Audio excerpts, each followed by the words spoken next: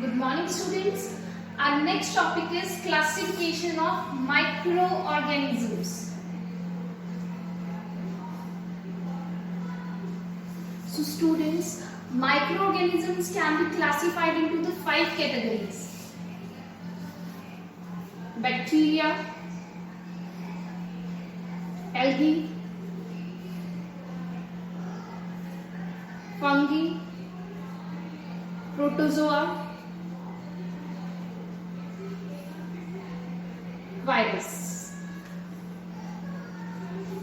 So students, we can classify microorganism into 5 categories: bacteria, algae, fungus, protozoa and virus. So students, let's start with the first category, that is bacteria.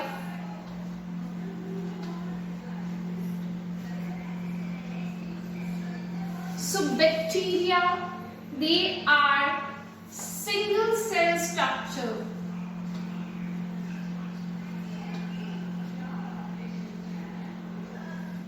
So I am just explaining you some characteristics of the bacteria. The first characteristic is they are single cell structure. Single cell means they are unicellular. Second, they live in the colony of millions.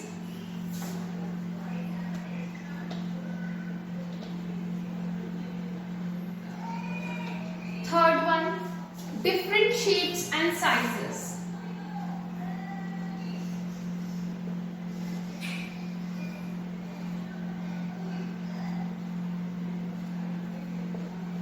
So students, these 3 characteristics of the bacteria are: they are single cell, means they are unicellular, they are having only one cell in their body, they live in the colony of millions, they are different, they are having the different shapes and sizes. And the fourth is, mostly they are not harmful.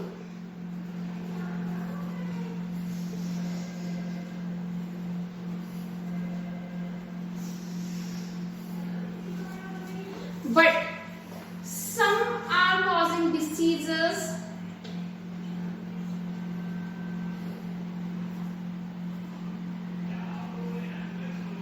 Cholera and tuberculosis.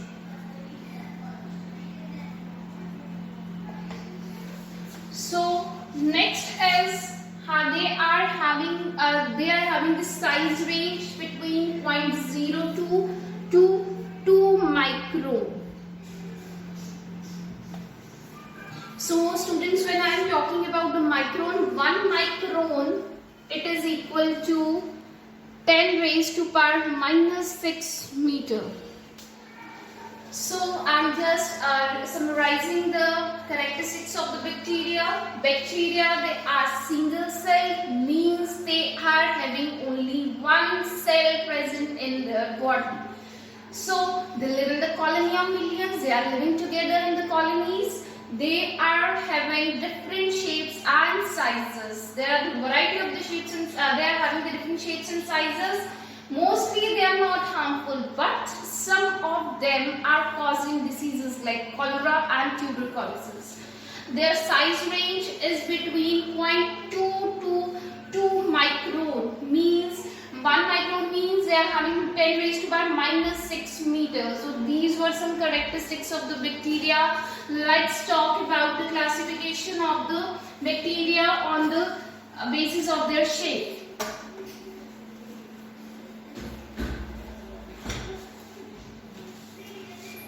Different shapes of bacteria.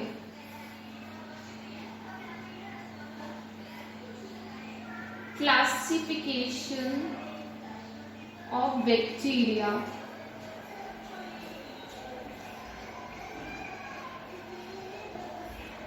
On the basis of different shapes.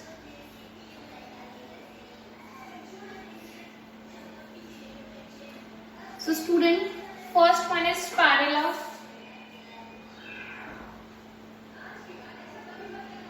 Second one is cocci. Third one is Vibrio, and fourth one is Bacilli. So these are the four categories of the bacteria on the basis of their shape. So let's talk about which category is having which shape. So if I am talking about the spirula, it means the bacteria having spiral shaped structure.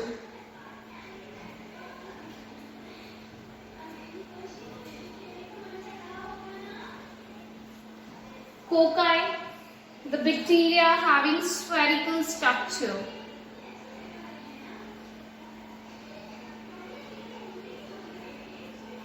And Vibrio, they are comma-like structure.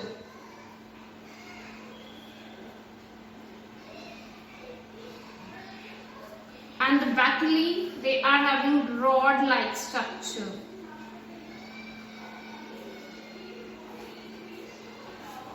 So student, this was about the classification of the bacteria on the basis of their shape. They are having the four types: spirula, cocci, vibrio and Bacilli.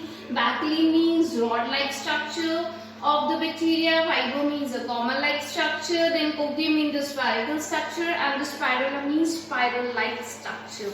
So let's talk about the other type of the microorganism, that is algae. Let's start with the algae.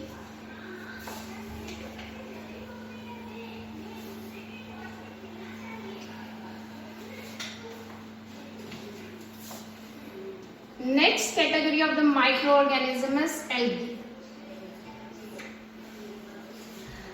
Algae is basically plant like structure.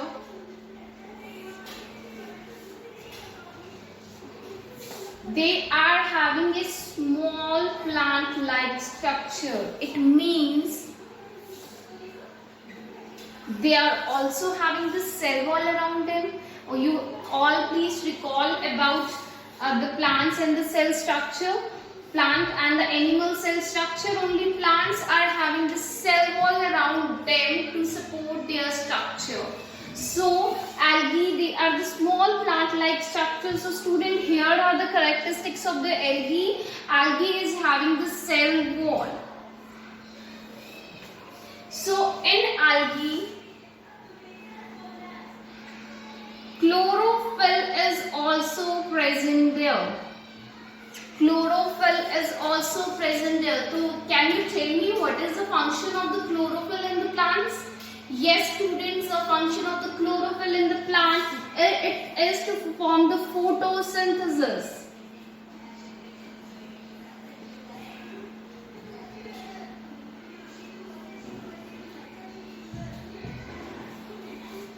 So students, these four features of the algae are: they are small plant-like structure, they have cell wall, they have chlorophyll, they can perform photosynthesis because of the presence of this chlorophyll. So where these algae can be found? It can be found in ponds, lake, rivers, hot springs, sea, and even in our wastewater.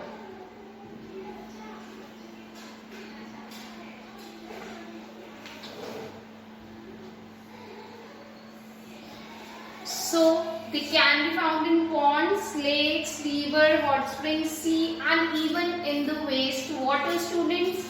So there are some examples of these algae.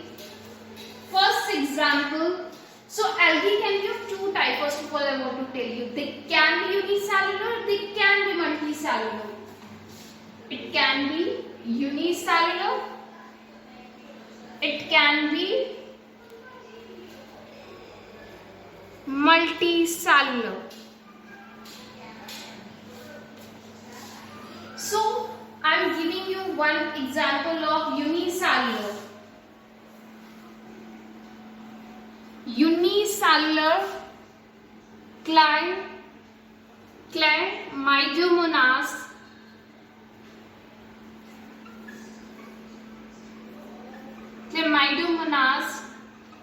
is an example of unicellular algae, and it is also known as microalgae.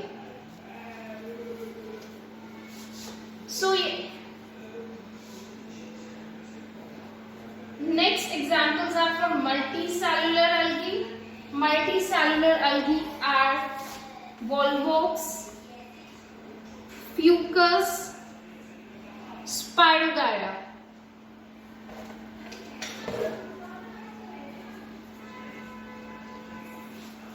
So students, the algae can be of two types. It can be unicellular, it can be multicellular. Unicellular means having only one cell, and multicellular means having more than one cell. So I have given you example of Chlamydomonas, that is an example of unicellular algae, and the multicellular algae examples are volvox, fucus, spirogyra. They are also known as macroalgae. So students, out of these examples which I have given you, only spirogyra, it can be seen with the naked eye. Spirogyra can be seen with unaided or naked eye. Only spirogyra can be seen with the unaided eye. So students, the spirogyra is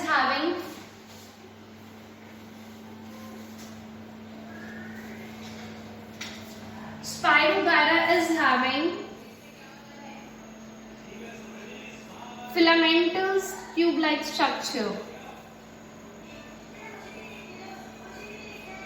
So that is spirogyra structure. It can be seen with the unaided eye or the naked eye by the human beings. Whether other algae for the other algae we have to use a microscope. And one thing I want to tell you about the use of algae. Alginic acid. This is the additional information.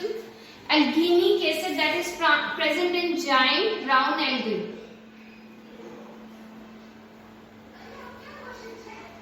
Called kelp. It is used in ice creams.